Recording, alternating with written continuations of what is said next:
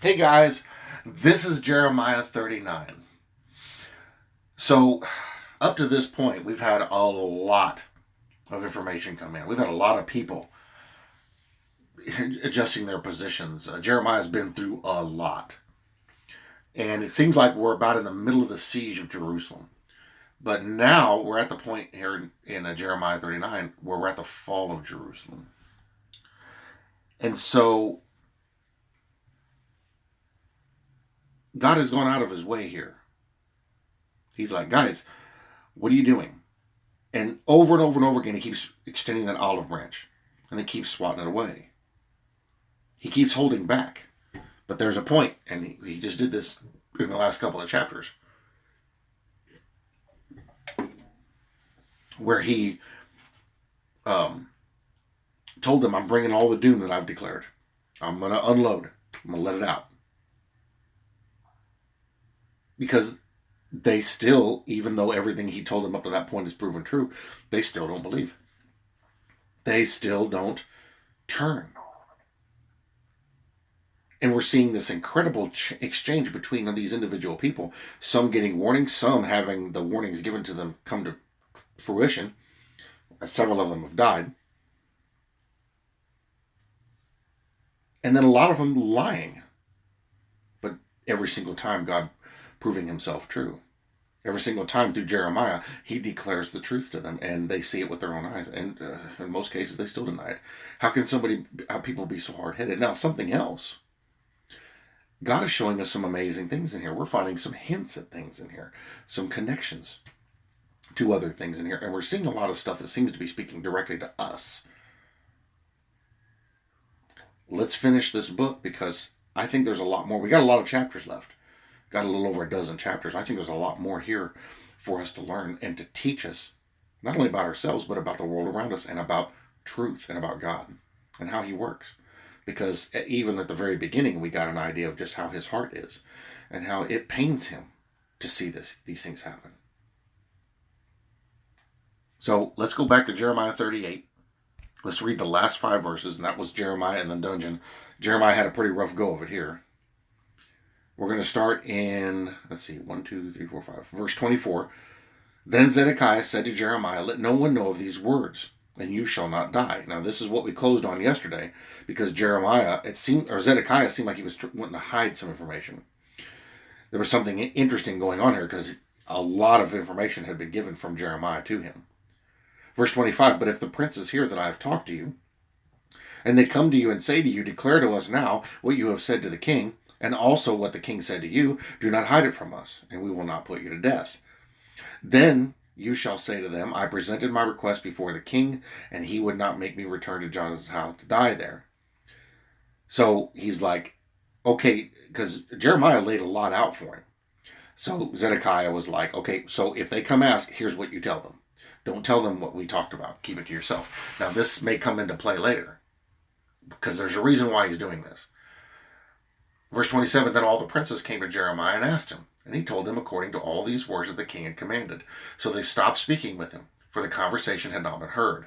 Now Jeremiah remained in the court of the prison until the day that Jerusalem was taken, and he was there when Jerusalem was taken. So Jeremiah honored the king's request, kept his mouth shut, and didn't repeat what they had talked about. Let's see where this goes, because now we're in Jeremiah 39. The fall of Jerusalem. So we know, according to the previous chapter, Jeremiah was here when this happened. In the 9th year of Zedekiah, king of Judah, in the 10th month, Nebuchadnezzar, king of Babylon, and all his army came against Jerusalem and besieged it. In the 11th year of Zedekiah, in the 4th month, on the 9th day of the month, the city was penetrated. Then all the princes of the king of Babylon came in and sat in the middle gate. Nergal-Sharezer, Samgar-Nebo, Sarsekim, Rabsaris, Nergal-Sarazar. They got some incredible names here. Rabmag with the rest of the princes of the king of Babylon. So it was when Zedekiah, the king of Judah, and all the men of war with him, that they fled and went out of the city by night by way of the king's garden, by the gate between the two walls. So it is giving you an exact location of where this happened. And he went out by way of the plain. But the Chaldean army pursued them and overtook Zedekiah in the plains of Jericho. And when they had captured him, they brought him up to Nebuchadnezzar, king of Babylon, to Riblah. Actually, Riblah, they know where that is, in the land of Hamath, where he pronounced judgment on him. Then the king of Babylon killed the sons of Zedekiah before his eyes in Riblah. The king of Babylon also killed all the nobles of Judah. Moreover, he put out Zedekiah's eyes and bound him with bronze fetters to carry him off to Babylon.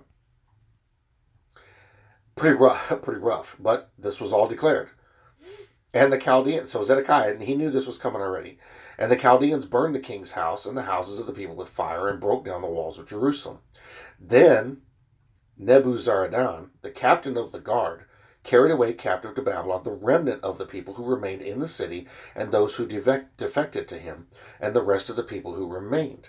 But Nebuzaradan, the captain of the guard, left in the land of Judah the poor people who had nothing, and gave them vineyards and fields at the same time. So basically, took all the rich people, took all the powerful people, and then said, okay, all you poor people, we're not going to mess with you. All this belongs to you now.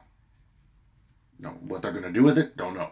But that's what happened. At least there was something nice going on. I don't know if that's going to turn into something bad later. We'll see. Verse 11.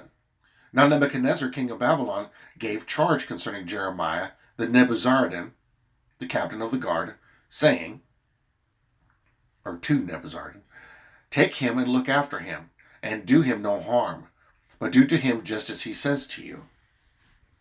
That's a pretty interesting commandment. So take him, don't mess with him, and whatever he tells you to do, that you do. Verse 13, so Nebuzaradan, the captain of the guard, sent Nebuchadnezzar, Rabsaris, Nergal-Sharezer, Rabman, and all the kings of the Babylon's chief officers. I know I'm not saying those names right. And all the king of Babylon's chief officers. Verse 14, then they sent someone to take Jeremiah from the court of the prison and committed him to Gedaliah, the son of Ahikam, the son of Shaphan, that he should take him home. So he dwelt among the people.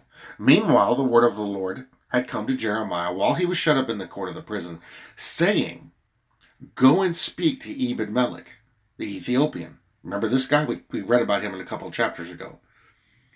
Saying, thus says the Lord of hosts, the God of Israel, behold, I will bring my words upon this city for adversity and not for good, and they shall be performed in that day before you.